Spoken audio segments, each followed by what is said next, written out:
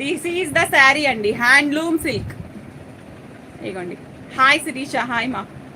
This is sari అండి, ఒక్కసారి చూడండి, శారీ ఓపెన్ చేయిస్తాను. హ్యాండ్లూమ్ సిల్క్ శారీ మ్యామ్, చాలా బాగుంటుంది ఫ్యాబ్రిక్ అయితే మాత్రం. And this is the beautiful blouse అండి.